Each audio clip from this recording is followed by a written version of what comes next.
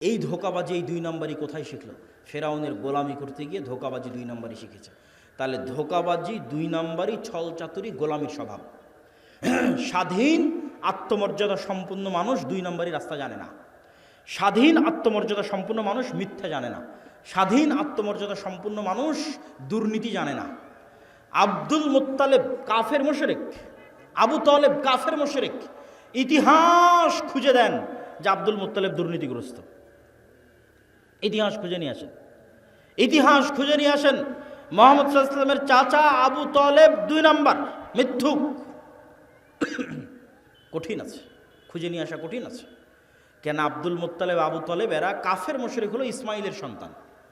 বানু ইসরাইল ইসহাকের সন্তান, ইব্রাহিমের এক ছেলে ইসহাকের সন্তান, আর এরা ইব্রাহিমের আর এক ছেলে ইসমাইলের সন্তান। আল্লাহর দয়ায় ইসমাইলের ছেলেরা কোনোদিন কারো গোলাম ছিল না। কেন গোলাম ছিল না? আরে মক্কাতে না আছে পানি, না আছে নদী, না আছে সমুদ্র, না আছে ফল ফসল, কি আছে মক্কায় যে কে এসে মক্কা দখল করবে? কেউ মক্কা দখল করেনি। আব্রাহা একবার চেয়েছিল যে এখানে কেন মানুষ ইবাদত করতে যায়, আমি ইয়েমেনে ইবাদতের ঘর তৈরি করব, আমার এখানে ইবাদত করতে আসবে। তো ওখানে মানুষ ইবাদত করতে যায়নি, তো কাবা ঘর ভাঙতে গেছিল আব্রাহা, একবারই। তা বাদে কেউ ইসমাইলের সন্তানদেরকে কেউ গোলাম বানায়নি। এই জন্য ইসমাইলের সন্তানেরা অধিকাংশই, 2-1 জনের কথা বলা যাবে না, অধিকাংশই জন্মগত মিথ্যা ধোঁকা জানত না। তাহলে কি দাঁড়ালো? বানু ইসরাইলের সামারি আর মুহাম্মদ সাল্লাল্লাহু আলাইহি ওয়াসাল্লামের বাপ দাদা আর বানু ইসমাইল, ইসমাইলের সন্তানের সামারি। যে গোলামি করে, গোলামি থেকে কি স্বভাব আসে? দুর্নীতি, 2 নম্বরই, ধোঁকাবাজি, মিথ্যা। আর যে নেতা, যে নেতৃত্ব দিবে, সে মিথ্যা জানে না, সে দুর্নীতি জানে না, সে 2 নম্বরই জানে না, সে ধোঁকাবাজি জানে না। এবার চলে আসেন আমাদের কাছে। ব্রিটিশেরা দেখলো, আমেরিকা দেখলো যে মুসলমানেরা যদি একবার সত্য বলা শিখে যায়, মুসলমানেরা যদি একবার ন্যায় প্রতিষ্ঠা করা শিখে যায়, তাহলে তো পৃথিবীতে আমাদের থাকার জায়গা হবে না। তাহলে মুসলমানদের এমন সিস্টেমের মধ্যে ফেলে দাও যেন ওরা কোনোদিন সত্য বলা শিখতেই না পারে। মুসলমানদের একটা নেতাও যেন সত্যবাদী, ন্যায়পরায়ণ না হয়। তাহলে কি দিতে হবে? গণতন্ত্র। কেমনে গণতন্ত্র? কেমনে গোলাম তৈরি করে? গণতন্ত্র এমন এক সিস্টেম যেখানে এক দলের নেতা আর এক দলের নেতার বিরুদ্ধে বলবে তো বলবেই, একই আসনের মনোনয়ন প্রার্থী একই দলের, আর বাকি মনোনয়ন প্রার্থীগুলোর বিরুদ্ধে যদি 2 নম্বরই না করে, মিথ্যা না বলে, টাকা পয়সার লেনদেন না করে, লিয়াজু লবি মেনটেন না করে, তাহলে মনোনয়নই নিয়ে আসতে পারবে না। বাস্তব মাঠের পরীক্ষা। আর ইশতেহারে দল নিজেও জানে বাস্তবায়ন করতে পারবে না, মিথ্যা ওয়াদা দিবে। মিথ্যা না বলা শিখলে ভোট পাবে না। আর যারা ভোটার, সেও মিথ্যা ওয়াদা দিবে। যত এমপি প্রার্থী আসবে, হ্যাঁ ভাই আপনাকে ভোট দেব, 500-1000 টাকা, 500-1000 টাকা, হ্যাঁ আপনাকেই ভোট দেব। ভোটারও মিথ্যুক, এমপিও মিথ্যুক, মনোনয়ন প্রার্থীও মিথ্যুক, এবং সবাই লিয়াজু লবি, 2 নম্বরই রাস্তা, ধোঁকাবাজি, এগুলো একদম ভোটের দিন পর্যন্ত যদি না করে, ও জিতেও আসতে পারবে না। তাহলে এই গণতান্ত্রিক পদ্ধতিতে 300 এমপি নির্বাচিত হয়ে গেল। এখন বানু ইসমাইল আর বানু ইসরাইলের এই যে আগের ফরম্যাট আপনাকে দিয়ে দিলাম, এই ফরম্যাট অনুযায়ী আপনি বলেন যে এই 300 এমপি নেতা না গোলাম? তার একটা পয়েন্ট ইতিমধ্যে আমরা আলোচনা করে ফেলেছি, অর্থনৈতিক মুক্তি। অতএব কোনো যুবক বলতে পারবে না যে আমি ঘরে বসে থাকব। মুসলমানদের ব্যবসায়ী হচ্ছে, মুসলমানদের রক্ত মাংসে তাদের বৈশিষ্ট্য হচ্ছে ব্যবসায়ী হওয়া। চাকরি করা মুসলমানদেরকে শিখিয়েছে ইউরোপিয়ানরা। মুসলমানদের বৈশিষ্ট্য ব্যবসায়ী করা, তার দলিল কোথায় থেকে নেবেন? যত সাহাবীর জীবনী আছে, সব সাহাবীর জীবনী খুলে দেখেন, কোন সাহাবী, অধিকাংশ সাহাবী নিজ বাড়িতে, নিজ এলাকায়, নিজ গ্রামে, নিজ শহরে মারা যায়নি। কেননা সবাই ব্যবসা আর দিনের দাওয়াত, এই দুটাকে নিয়ে রওনা দিয়েছে। যতদূর পর্যন্ত ইসলামের খেলাফত গেছে, ততদূর পর্যন্ত তাদের ব্যবসার দিনের দাওয়াত চলতে থেকেছে। যেখানে ইসলামিক খেলাফত যায়নি, মালয়েশিয়া, ইন্দোনেশিয়া, ব্রুনাই পর্যন্ত সাহাবীদের দাওয়াত গেছে ব্যবসা আর দিনের দাওয়াত। ভারতের কেরালা, বাংলাদেশের চিটাগাং, এগুলোতে পর্যন্ত দাওয়াত এসেছে ব্যবসা এবং দিনের দাওয়াতের মাধ্যমে। কিন্তু ইউরোপীয় উপনিবেশ মুসলমানদের শিখিয়েছে তোমাদের চাকরি করতে হবে। চাকরি শব্দের অর্থ হচ্ছে চাকর থেকে চাকুরি, গোলাম থেকে গোলামি, নৌকার থেকে নৌকরি, চাকর থেকে চাকুরি। চাকুরির মধ্যে একটু হলেও গোলামের আলামত এবং স্বভাব আছে। আল্লামা ইকবাল বলেছেন, জিন্দা কৌমকা এহি হে আলামত কে বদলতি রহতি হে শুভ শাম উনকে। বলছে জীবিত কওমকে, কোন জাতিকে দেখলে বুঝবা যে এই গ্রামের মানুষ এখনো বেঁচে আছে, এই মুসলিম উম্মাহ এখনো বেঁচে আছে, বাংলাদেশের মানুষেরা এখনো বেঁচে আছে, যদি দেখো তাদের প্রতিদিনের সকাল সন্ধ্যা পরিবর্তন হচ্ছে, তাদের প্রতিদিনের সকাল সন্ধ্যা যদি পরিবর্তন হচ্ছে দেখো, তাহলে বুঝবা বেঁচে আছে। আর যদি দেখো প্রত্যেক দিন একই রকম, সকালে উঠে অফিস, অফিস থেকে বের হয়ে বাসা, সকালে উঠে অফিস, অফিস থেকে বের হয়ে বাসা, সকালে উঠে কারখানা, কারখানা থেকে বের হয়ে বাসা, যদি সেম রুটিন থাকে তাহলে বুঝবে এই জাতি মারা গেছে। কেন? মরু যাযাবর বিদয়ীন যারা মুসলমান হয়েছিল তাদের কোনো দিন সকাল সন্ধ্যা একরকম থাকতো না। ওরা আজকে এখানে 5 দিন, এখান থেকে উঠে পরের দিন রংপুর, রংপুর থেকে উঠে পরের দিন রাজশাহী, রাজশাহী থেকে উঠে পরের দিন ঢাকা। প্রতিদিন এদের সকাল সন্ধ্যা পরিবর্তন হয়। আর যারা ব্যবসায়ী এদের কোনো দিন সকাল সন্ধ্যা এক থাকে না। আজ এই উদ্যোগ, কাল এই সমস্যা, কাল এই প্রবলেম, আজকে এই সমস্যা, আজকে এই উদ্যোগ। প্রতিদিন তাদেরকে নতুন নতুন চ্যালেঞ্জ, নতুন নতুন প্রবলেম মোকাবেলা করে ব্যবসা করতে হয়। তাহলে বুঝতে হবে এরা জীবিত আছে। ব্যবসায়ী হতেই হবে, ব্যবসায়ী হওয়ার চেষ্টা যুবক সমাজকে করতেই হবে। কেন? তার একটা দলিল দিই। আইয়ুব আলাইহিস সালাতু ওয়াস সালাম একদা গোসল করছিলেন, তখন আসমান থেকে স্বর্ণের বৃষ্টি হচ্ছে। আইয়ুব আলাইহিস সালাতু ওয়াস সালাম গোসল বাদ দিয়ে ওই স্বর্ণের বৃষ্টি, স্বর্ণ কুড়াতে গেলেন। যখন স্বর্ণ কুড়াতে গেলেন তখন আল্লাহ সুবহানাহু ওয়া তাআলা আইয়ুব আলাইহিস সালাতু ওয়াস সালামকে বলছে, তোমাকে তো আমি গরিব করে দিইনি, তাহলে তুমি কেন স্বর্ণ কুড়াতে গেলে? এখনও তোমার লোভ গেল না? ধন সম্পদের উপর থেকে এখনও তোমার লোভ যায়নি, থেকে গেছে? তখন আইয়ুব আলাইহিস সালাতু ওয়াস সালাম উত্তরে বলছে, আল্লাহ, ধন সম্পদের উপর লোভ থেকে নয়, স্বর্ণের উপর লোভ থেকে নয়, এই যে স্বর্ণ আকাশ থেকে অবতীর্ণ হচ্ছে এটা আপনার দয়া অবতীর্ণ হচ্ছে, এটা আপনার রহমত অবতীর্ণ হচ্ছে। আর আমি যদি সারা পৃথিবীর সকল ধন সম্পদের মালিক হয়ে যাই, তবু আপনার দয়া থেকে যদি বলি যে না, আল্লাহর দয়া আমার দরকার নাই, তাহলে তো আমি অহংকারী। সারা পৃথিবীর সব ধন সম্পদের মালিক হয়ে গেছি, তাও যদি বুঝতে পারি ওখান থেকে 1 টাকা ইনকাম করা যাবে, তাহলে আমি মনে করব ওই 1 টাকা তো আল্লাহর দয়া। তাহলে ওই 1 টাকা ইনকাম বাদ দিয়ে ঘরে বসে থাকলে এটা অহংকার হবে আল্লাহর দয়ার সাথে। অতএব ওখান থেকে 1 টাকা ইনকাম করা যাবে, ওটা আল্লাহর দয়া, তাড়াতাড়ি ওটা নিতে হবে। আল্লাহ সুবহানাহু ওয়া তাআলা বলছেন, ফাইদা কুজিয়াতিস সালাত ফান্তাশিরু ফিল আরজ ওয়াবতাগু মিন ফাজলিল্লাহ। যখনই তোমাদের সালাত শেষ হয়ে যায় তখনই তোমরা বের হয়ে যাও পৃথিবীতে। যেখানে পৃথিবীতে তোমরা আল্লাহর দয়া দেখতে পাবে, সারা পৃথিবীতে আল্লাহর দয়া ছড়িয়ে ছিটিয়ে আছে, ওই দয়াগুলো জমা করো, ওই দয়াগুলো একত্রিত করো, ওই রিজিকগুলো অনুসন্ধান করো। তাহলে কোনো যুবকের পক্ষে সমীচীন হবে না, কোনো মানুষের পক্ষে সমীচীন হবে না যে সে বুঝতে পারবে ওখান থেকে 1 টাকা পাওয়া যাবে আর ওই 1 টাকা ইনকামের চেষ্টা করবে না, এটা অহংকার। বক্তব্যের এই পয়েন্ট আর একটা কথা বলে শেষ করে নতুন পয়েন্টের দিকে এগিয়ে যাই। ধনী কিভাবে হবে? আমি ইসলামিক ফাইন্যান্সের ছাত্র হিসেবে আজকে আপনাদের গাইবান্ধার মানুষকে একটা পরামর্শ দিয়ে যাই। ধনী হওয়ার উপায় কি? 1 নাম্বার, ধনী হওয়ার পৃথিবীতে কোনো শর্টকাট রাস্তা নাই। প্রত্যেক শর্টকাট রাস্তা হারাম। প্রত্যেক যে এসে আপনাকে বলবে যে এখানে এটা করো, এতদিনের মধ্যে তুমি এত টাকার মালিক হয়ে যাবে, নিশ্চিত জেনে থাকবেন এটা হারাম। পৃথিবীতে ধনী হওয়ার কোনো শর্টকাট রাস্তা নাই, প্রত্যেক শর্টকাট রাস্তা জুয়া। তাহলে ধনী হওয়ার রাস্তা কি? ধনী হওয়ার রাস্তা হচ্ছে কম্পাউন্ড পদ্ধতিতে ধনী হওয়া। সেটা কি? আজকে আপনাদের উপস্থিত জনসমাজকে বললাম আমার এক হাতে আছে 50 লক্ষ টাকা, আর এক হাতে আছে 1 টাকা। আপনারা কে 50 লক্ষ নিতে চান, কে 1 টাকা নিতে চান? তবে শর্ত কি জানেন?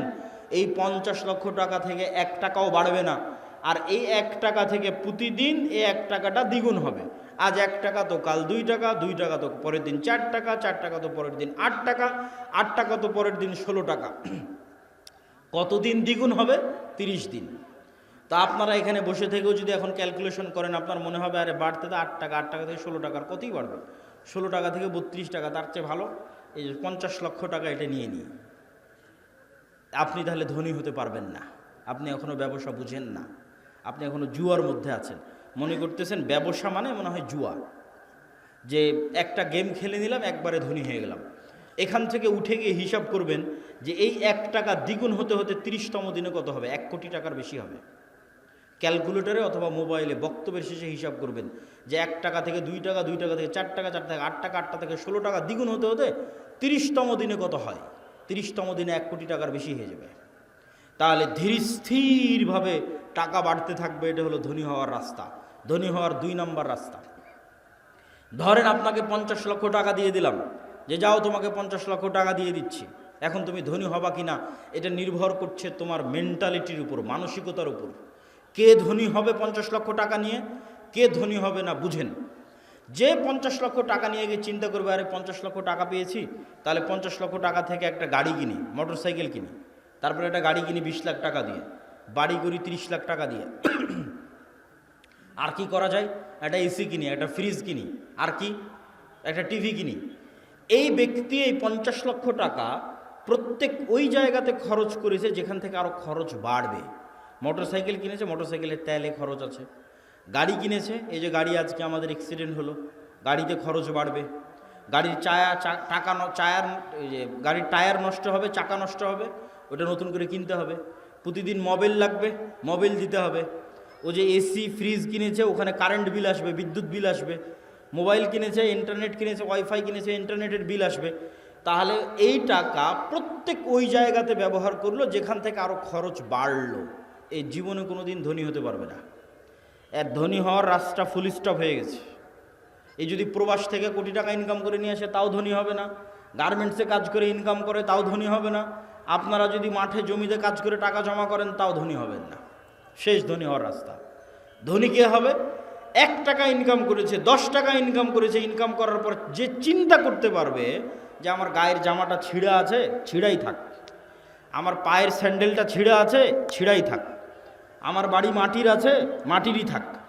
আগে 10 টাকা এমন জায়গায় ব্যয় করি যেখান থেকে আর 1 টাকা ইনকাম হবে, যেখান থেকে আর 1 টাকা ইনকাম বের হয়ে আসবে, ওই জায়গাতে আগে ব্যয় করি এই 10 টাকা।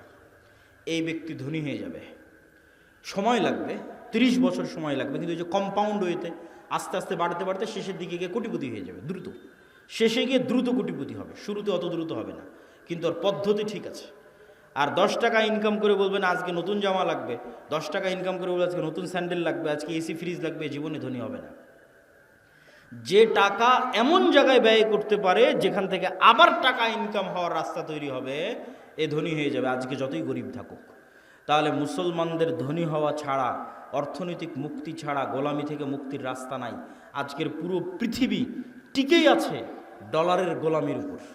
ভেনেজুয়েলার প্রেসিডেন্টকে হাত পা বেঁধে তুলে নিয়ে যাওয়ার কারণ কি? টাকা, তেল। আজকে মুসলমানেরা মুক্তি পাচ্ছে না কেন? ডলার ভিত্তিক অর্থনীতির গোলাম। সব IMF, ওয়ার্ল্ড ব্যাংকের কাছ থেকে লোন নিয়ে রেখেছে। সারা পৃথিবীর সকল অর্থনীতির কন্ট্রোল ইহুদিদের হাতে। তাহলে মুসলমান বলবে আমি ঘুমাবো, বসে থাকবো, ফ্রি ফায়ার পাবজি খেলবো, ব্যবসা করবে না, টাকা পয়সা ইনকাম করবে না, মুক্তি হবে? এটা অসম্ভব।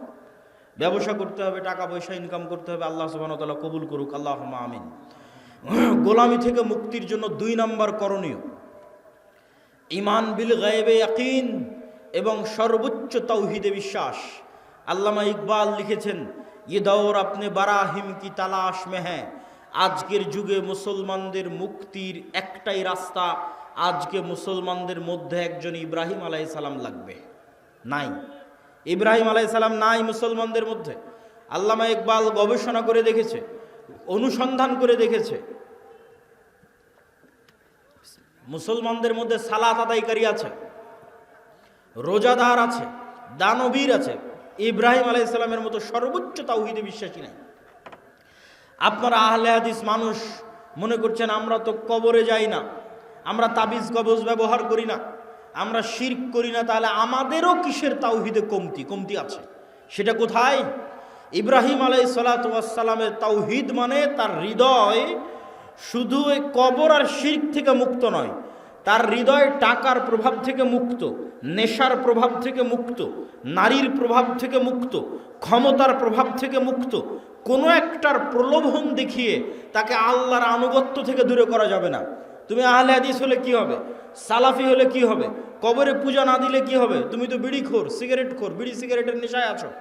তাহলে তোমার ইলাহকে ওই বিড়ি সিগারেট। ইলাহাহু হাওয়া, যার নফসকে সে নিজের ইলাহ বানিয়ে নিয়েছে। তুমি টাকার জন্য হালাল হারাম বাস বিচার না করেই টাকার জন্য পাগল, তাহলে তোমার ইলাহকে টাকা। তুমি ক্ষমতার জন্য বাস বিচার না করে মানুষ হত্যা করতে পারো, মিছিল মিটিং করতে পারো, মিথ্যা কথা বলতে পারো, তাহলে তোমার ইলাহকে ক্ষমতা। তাহলে যার অন্তরে হয় ক্ষমতার প্রভাব আছে, না হয় নারীর প্রভাব আছে, না হয় টাকার প্রভাব আছে, না হয় জুয়ার প্রভাব আছে, না হয় অন্য কোনো নেশার প্রভাব আছে, এ তাওহীদপন্থী নয়, এই ইব্রাহিম আলাইহিস সালাতু ওয়াস সালামের উত্তরসূরি নয়। যতই শিরকে আকবার না করুক, বড় শিরক না করুক, ইব্রাহিম আলাইহিস সালাম কে?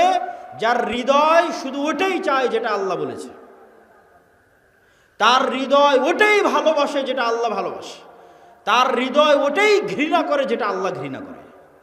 এটা এত সহজ নয়। আল্লাহ যেটা ঘৃণা করতে বলেছে ওটাকে আপনি শতভাগ ঘৃণা করবেন, আর আল্লাহ যেটা ভালোবাসতে বলেছে ওটাকে আপনি জান প্রাণ দিয়ে ভালোবাসবেন। এই মহব্বত, এই ভালোবাসা আল্লাহ সুবহানাহু ওয়া তাআলার সাথে, এই সম্পর্ক আল্লাহ সুবহানাহু ওয়া তাআলার সাথে, আল্লাহকে আপনি ওই লেভেলের ইলাহ মানেন, এই মুসলমান হওয়া এত সহজ নয়। ওই ইব্রাহিম আলাইহিস সালাতু ওয়াস সালাম হওয়া অত সহজ নয়, কিন্তু ইব্রাহিম আলাইহিস সালাম লাগবে। মুক্তি ইব্রাহিম আলাইহিস সালাতু ওয়াস সালামের মতো মানুষ হওয়া ছাড়া সম্ভব নয়। 2 নাম্বার, ঈমান বিল গায়বে ইয়াকিন। গায়েব মানে যা চোখে দেখা যায় না। আজকে এখানে আব্দুল্লাহ বিন আব্দুর রাজ্জাক উপস্থিত হয়েছে, এটা আপনারা চোখে দেখতে পাচ্ছেন, কিন্তু এখানে যে ফেরেশতারা উপস্থিত হয়েছে এটা কি দেখতে পাচ্ছেন? দেখতে পাচ্ছেন না। কিন্তু ফেরেশতারা যে উপস্থিত হয়েছে ওটাকে যেই দিন এইভাবে বিশ্বাস করতে পারবেন, যেভাবে এখন আমাকে দেখে যেটা আপনার অন্তরে যেই মাত্রার বিশ্বাস, যেখানে আব্দুল্লাহ বিন আব্দুর রাজ্জাক উপস্থিত আছে, এই মাত্রার বিশ্বাস যেই দিন হবে যেন এখানে আমার পাশে ফেরেশতারা বসে আছে, এটার নাম ঈমান বিল গায়বে ইয়াকিন। এটা হচ্ছে দেখতে পাওয়া, ভিজুয়ালাইজ করা। কবরকে আপনি দেখতে পাচ্ছেন, জান্নাতকে আপনি দেখতে পাচ্ছেন, জাহান্নামকে আপনি দেখতে পাচ্ছেন।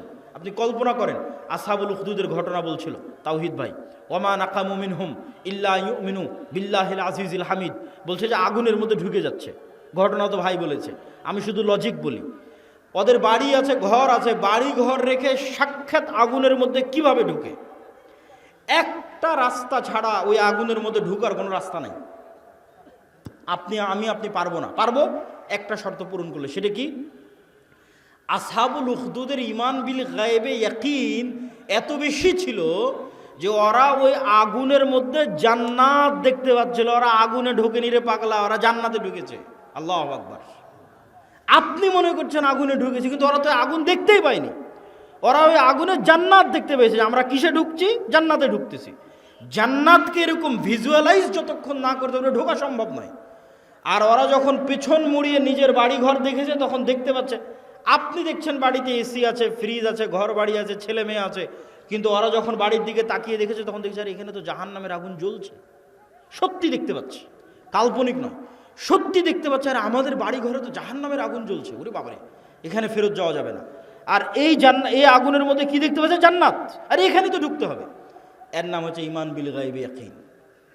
এই লেভেলের ঈমান যতক্ষণ পর্যন্ত অন্তত বাংলাদেশের 20% মুসলমানের না হয়েছে, ততক্ষণ আপনি বলবেন যে বাংলাদেশে ইসলাম প্রতিষ্ঠা হয়ে যাবে, ইসলামী খেলাফা কায়েম হয়ে যাবে, সম্ভব নয়।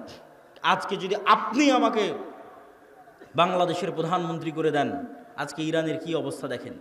আমি বাংলাদেশের ক্ষমতায় গিয়ে যদি বলি বাংলাদেশ শতভাগ ইসলামী আইন বাস্তবায়ন করে দিলাম, কালকে ভারত এবং আমেরিকা মিলে অর্থনৈতিক বয়কট দিবে বাংলাদেশকে, যেমন ইরানকে দিয়ে রেখেছে। তাহলে ইরানের মানুষ মিছিল করতেছে কেন? আপনিও মিছিল করবেন কেন? অর্থনৈতিক বয়কট দেওয়ার পর ডলার আসবে না, গার্মেন্টস বন্ধ হয়ে যাবে। তাহলে গাইবান্ধার মানুষ খাবে কি? গাইবান্ধার মানুষ এখন যেই জীবনযাত্রায় অভ্যস্ত, এই মানের জীবনযাত্রা থাকবে না। বিদ্যুৎ আছে, বিদ্যুৎ থাকবে না, অল্প থাকবে, যাবে আসবে। যে কয়েকজনের বাড়িতে এসি চলছে আর এসি চালাতে পারবে না, যে কয়েকজন ফ্রিজ আছে ওরা চালাতে পারবে না।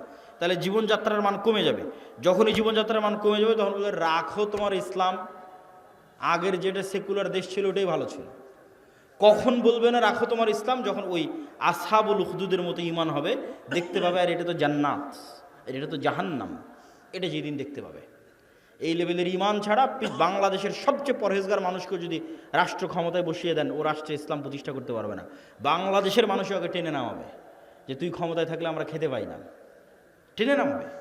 কিন্তু যখন মনে করবে যে আমি খেতে পাচ্ছি না, এটাই কোরআনের ওই আয়াত, আম হাসিবতুম আন তাদখুলুল জান্নাহ ওয়ালাম্মা ইয়াতিকুম মাসালুল লাযীনা খালাউ মিন ক্বাবলিকুম মাসসাতহুমুল বা'সা ওয়াদ দাররা ওয়া যুলজিলু হাত্তা ইয়াকুলার রাসূলু ওয়াল লাযীনা আমানু মাআহু মাতা নাসরুল্লাহ। দুনিয়ার মানুষ, জান্নাত কি তোমাদের নানির বাড়ি?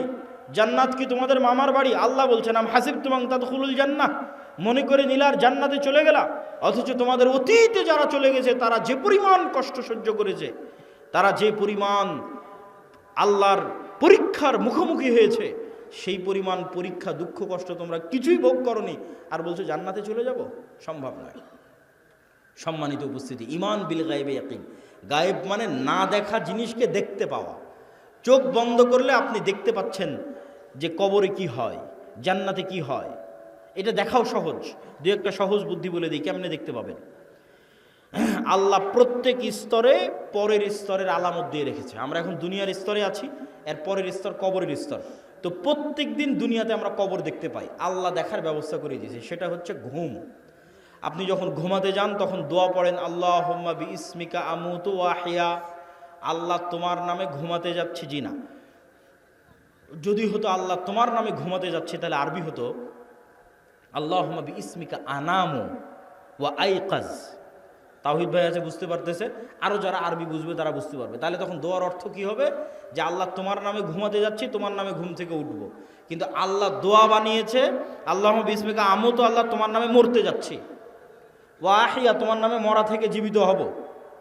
এবার সকালবেলা কি দোয়া শিখিয়েছে? আলহামদুলিল্লাহ ইল্লাযী আহইয়ানা বা'দামা আমাতানা। কি আশ্চর্য! বলে আল্লাহ মরে গেছিলাম রাতের বেলা, মরা থেকে এখন জীবিত হলাম। বা'দামা আমাতানা, মৃত্যুর পর। আল্লাহ রাতে মৃত্যু সংগঠিত হয়ে গেছিল, মৃত্যুর পর সকালবেলা তুমি জীবিত করে দিয়েছো। এটা হলো দোয়া।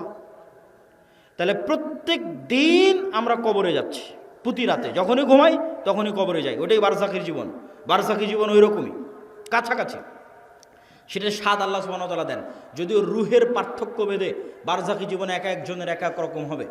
যেমন যারা শহীদের রুহ, এরা পাখি হিসেবে জান্নাতে উড়বে, তাদের খাবারের ব্যবস্থা থাকবে। যারা শহীদের রুহের চাইতে উপরের লেভেলের রুহ, তারা আল্লাহর আরশে ঝুলন্ত থাকবে, বাতির মতো, আলোক বাতির মতো আল্লাহর আরশে ঝুলন্ত থাকবে। যারা তাদের চাইতেও টপ লেভেলের রুহ, নবীদের রুহ, তো নবীরা আরো টপ লেভেলের লাইভ জীবনযাপন করবে বারজাখে। লাইভ মুসা আলাইহিস সালামের সাথে সাক্ষাৎ হচ্ছে, মসজিদে আকসায় নামাজ পড়তেছে মুহাম্মদ সাল্লাল্লাহু আলাইহি ওয়াসাল্লামের পিছনে, ইব্রাহিম আলাইহিস সালামের সাথে সাক্ষাৎ হচ্ছে। সবাই তো মরে গেছে, সবাই তো বারজাখী জীবনে আছে, কিন্তু নবীদের রূহ আরো আপার কোয়ালিটি, ওদের বারজাখী জীবনের ধরন আরো ভিন্ন, আরেকটু লাইভ। আর সাধারণ মুসলমানের রূহ ইল্লিয়িনে থাকবে যদি মুমিন হয়, আর কাফের, মুশরিক, ফাসিক, মুনাফিক হলে সিজ্জিনে থাকবে। এবার যখন চলে গেছে ইল্লিয়িনে, যখন চলে গেছে বারজাখী জীবনে, ওখান থেকে এবার জাহান্নাম দেখা যাবে প্রতিদিন, ওখান থেকে এবার জান্নাত দেখা যাবে প্রতিদিন। যেমন দুনিয়াতে প্রতিদিন কবর দেখা যাচ্ছে, প্রতিদিন ঘুমাচ্ছি, প্রতিদিন কবরে যাচ্ছি। এবার যখন কবরে চলে যাব, মানে চিরন্তন ঘুমে চলে যাব, তখন প্রতিদিন জান্নাত দেখব, জাহান্নাম দেখব। যে জাহান্নামের অধিকারী সে জাহান্নাম দেখবে, যে জান্নাতের অধিকারী ওই জান্নাত দেখবে। এবার কিয়ামত হওয়ার পর তখন সেখানে বাস্তবে প্রবেশ করবে। সম্মানিত উপস্থিতি, হলো বারজাখী জীবন। ঠিক কিয়ামতকে ভিজুয়ালাইজ করতে পারতে হবে, জান্নাতকে ভিজুয়ালাইজ দেখতে চোখ বন্ধ করলে যেন জান্নাত দেখা যায়। আপনার কাছে চিরন্তন চিরস্থায়ী আনন্দ কোনটা? আজকে আপনার বাপ মা ভাই বোন সবার সাথে বিচ্ছেদ হয়ে গেল, আপনার বাবা মারা গেছে, দাদা মারা গেছে, তাদের সাথে আর জীবনে কোনো দিন দেখা হবে না, এটা অনেক কষ্টের। আর যদি মনে করেন না, আবারও এই গাইবান্ধা, এই শাখাহাতি, এই বালুয়ার গ্রামে যদি আমার বাবা মা ভাই বোন সবাইকে নিয়ে একসাথে থাকতে পারতাম, বিশাল বাড়ি হতো, আর যদি কোনো দিন মৃত্যু না হতো, সবাই যদি একসাথে মিলেমিশে আনন্দে কাটাতে পারতাম, তাহলে এই স্বপ্ন জান্নাতে পূরণ হবে। তাহলে জান্নাতে আসল জীবন, দুনিয়ার জীবন জীবন নয়। আমরা এই যে ঢাকা থেকে রওনা দিয়ে আপনার এই শাখাহাতিতে যতক্ষণ অপেক্ষা করতেছি, রুহের জগৎ থেকে সফর শুরু হয়ে জান্নাতে যাওয়া পর্যন্ত দুনিয়ার সময় অতটুকু।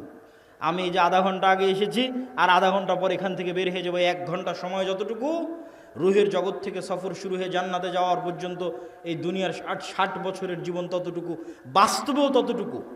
কিয়ামতের মাঠে মানুষ উঠে বলবে, আরে দুনিয়াতে তো আমরা একদিন ছিলাম। বাস্তবেও আপনি এখন কল্পনা করে দেখেন যে আপনার গত 30 বছর চোখের পলকে পার হয়ে গেছে। মনে হবে, আরে কয়দিন ছিলাম আমি দুনিয়াতে। ঠিক যখন মরার সময় কাছে চলে আসবে 60 বছর, তখনও মনে হবে আরে 2-1 দিনের মধ্যে সময় তো পার হয়ে গেল। এই একই অনুভূতি কিয়ামতের মাঠে যখন উঠবে, ধরো দুনিয়াতে তো ছিলামই না, 1 দিন কি 2 দিন ছিলাম দুনিয়াতে। এটাই আল্লাহ বলে যে দুনিয়ার জীবন 1 ঘন্টার সমান, আধা ঘন্টার সমান। শুধু ধৈর্য ধরলেই হয়, একটু ধৈর্য ধারণ করলেই হয়। আল্লাহ সুবহানাহু তাআলার কাছে পৌঁছার জন্য প্রস্তুত থাকার চেষ্টা করতে হবে। এটা ঈমান বিল গায়বে ইয়াকিন। এটা ছাড়া মুসলমানদের মুক্তি হবে না। আর 2টা কাজ করতে হবে মুসলমানদেরকে। টাকা ইনকাম করার কথা বলেছি, আরও 2টা কাজ আছে। এক, নেতা হওয়ার জন্য 2টা শর্ত পূরণ করতে হবে। সত্যবাদিতা, ন্যায়পরায়ণতার শর্ত, শিক্ষা এবং জ্ঞানের শর্ত। বুঝেন, আল্লাহ সুবহানাহু তাআলা এই পৃথিবীকে যেই ফাংশনের উপর ডেভেলপ করেছে, এই ফাংশন সবার জন্য সমান। এই যে মোবাইল, এই মোবাইলের যেখানে চাপ দিলে লাইট জ্বলবে, এখানে যদি আমি চাপ দিই তাও লাইট জ্বলবে। এখানে ডোম, চামার, ম্যাথর, মুচি, হিন্দু, বৌদ্ধ, খ্রিস্টান সে চাপ দেয় তাও লাইট জ্বলবে। কেননা ওটা ওইভাবেই ফাংশন করা আছে। তো আল্লাহ এই পৃথিবীকে কিছু সিস্টেমের উপর ডেভেলপ করেছে। এখানে কিছু বাটন আছে, যেই সমস্ত বাটনে চাপ দিলে পরের রেজাল্ট বের হয়ে আসে। তো আল্লাহ তার নিজের তৈরি করা নিয়ম ভাঙ্গে না, খুব কম ভাঙ্গে। আল্লাহ আগুনকে তৈরি করেছে পোড়ানোর জন্য। ওই যে আসহাবুল উখদুদ, ওরা কত তাকওয়াবান পরহেজগার, ওরা আগুনের মধ্যে ঢুকে গেছে, আগুন পুড়িয়ে দিয়েছে। আগুন বলেনি যে এরা আল্লাহওয়ালা মানুষ, এদের পুড়াবো না। আল্লাহ তরবারিকে তৈরি করেছে কাটার জন্য। আল্লাহর নবী চাচা হামজা পর্যন্ত কেটে গেছে তরবারিতে। তরবারি বলেনি আরে এটা তো হামজার শরীর কাটবো না। না, নিয়ম নিয়ম। আল্লাহ খুব কম সময় নিয়ম ভাঙে। শুধুমাত্র ইব্রাহিম আলাইহিস সালামের সময় নিয়ম ভেঙেছে। আগুনকে বলছে, আগুন কুলনা ইয়া নারু কুনি বারদাম ওয়া সালামান আলা ইব্রাহিম, তোমার কাজ পোড়ানো, তবে আজকে নয়। কিন্তু সাধারণত আল্লাহ নিয়ম ভাঙে না। তাহলে আল্লাহ পৃথিবীকে তৈরি করেছে একটা নিয়মের উপর। সেই নিয়মটা হচ্ছে যে জ্ঞান এবং শিক্ষার বাটনে চাপ দিবে, ও অটোমেটিক শক্তিশালী এবং নেতা হয়ে যাবে। এটার উপর পৃথিবী দাঁড়িয়ে আছে। পৃথিবীর ফাংশনের মধ্যে একটা ফাংশন, যে জ্ঞান এবং শিক্ষা অর্জন করবে ও অটোমেটিক শক্তিশালী হবে, নেতা হবে। এখন ইহুদি, খ্রিস্টান, ইউরোপ, আমেরিকা, ইসরায়েল, তাদের ছেলেমেয়েরা জ্ঞান এবং শিক্ষা অর্জন করবে। আর গাইবান্ধা, মহিমাগঞ্জ, গোবিন্দগঞ্জের যুবকেরা যদি free fire, PUBG, Facebook, IPL, BPL, জুয়া, অনলাইন বেটিং, নেশা, বিড়ি, সিগারেট, গাঁজা এগুলো নিয়ে ব্যস্ত থাকে, তাহলে আল্লাহ বলবেন না যে এই ইহুদি খ্রিস্টানেরা তোরা যতই জ্ঞান অর্জন কর, তোদেরকে নেতা বানাবো না। আমার গাইবান্ধা, গোবিন্দগঞ্জে একটা মদখোর, জুয়াখোর বান্দা আছে, ওকে নেতা বানাবো। কথা কি আমার বোঝা যায়? আল্লাহ সুবহানাহু ওয়া তাআলা তার নিয়ম ভাঙবেন না। অতএব তুমি যদি মনে করো আমাকে নেতা হতে হবে, তাহলে ওই বাটনে চাপ দিতেই হবে যেই বাটন নেতা হওয়ার জন্য আল্লাহই পৃথিবীতে দিয়ে রেখেছে, সেটা হচ্ছে জ্ঞান এবং শিক্ষা। জ্ঞান অর্জন করতে হবে, পড়তে হবে। আদম আলাইহিস সালাম সবচেয়ে জ্ঞানী, আল্লাহ সুবহানাহু ওয়া তাআলা সবচেয়ে জ্ঞানী। জ্ঞান আল্লাহর বৈশিষ্ট্য, জ্ঞান আদম আলাইহিস সালামের বৈশিষ্ট্য। তলুতকে নেতা বানানো হয়েছে জ্ঞানের কারণে। অতএব যুবক সমাজ, তোমাদের জ্ঞান অর্জন করতে হবে। তারপরের পয়েন্ট কি? ন্যায়পরায়ণতা, সত্যবাদিতা। বানু ইসরায়েলের ইতিহাস বহু বক্তব্যে আমি আলোচনা করেছি। বানু ইসরায়েলের ইতিহাসের সামারি কি? নবীর সন্তানেরা কিভাবে গোলাম হয়ে গেল, গোলাম হওয়ার কারণে কি কি বিকৃতি আসলো। এই যে এক্ষুনি ইউসুফ আলাইহিস সালামের গল্প বললাম, ইব্রাহিম, ইসহাক, ইয়াকুব, ইউসুফ, তাদের ছেলেরাই বানু ইসরায়েল। এরা ফেরাউনের গোলাম হয়ে গেল, 300 বছর গোলাম থাকলো। গোলাম হওয়ার পর মুসা আলাইহিস সালাম এসে এদের বাঁচালো। বাঁচানোর পর গোলামির কারণে কি কি পরিবর্তন হলো নবীর ছেলেদের। ইব্রাহিমের ছেলেদের কি কি পরিবর্তন আসলো গোলামির কারণে। আল্লাহ বলছেন যাও যুদ্ধ করতে হবে জেরুজালেমে। নবীর ছেলেরা কি বলে? ইযহাব আনতা ওয়া রাব্বুকা ফাকাতিলা, তুমি আর তোমার আল্লাহ গিয়ে যুদ্ধ করো। তারা ইব্রাহিম আলাইহিস সালামের ছেলে। আল্লাহ বলছেন এটা তাওরাত, ঈমান আনো। নবীর ছেলেরা কি বলছে? লান নুমিনা লাকা হাত্তা নারাল্লাহ জাহরাতান, যতক্ষণ তোমার আল্লাহকে স্বচক্ষে না দেখছো ততক্ষণ ঈমান আনবো না। আরে তুই তো এখনই দেখলি যে ফেরাউন ডুবে মরল, আর কি দেখা লাগবে? এখনই ওর চোখের সামনে ফেরাউন ডুবে মরেছে। ফেরাউন ওদের উপর জুলুম করতো, সমুদ্রে ফেড়ে রাস্তা তৈরি হয়ে গেছে। এরা এখন এসে বলে যে আল্লাহকে না দেখলেই ঈমান আনবো না। তাহলে কেমনে নবীর ছেলেদের স্বভাব এরকম হয়ে গেল? আল্লাহ বললেন আসমান থেকে খাবার আসবে, মান্না এবং সালোয়া। মান্না সালোয়া কি? মাশরুম। যেই মাশরুমের 1 কেজির দাম 4 থেকে 5 লক্ষ টাকা আজকের বাজারে।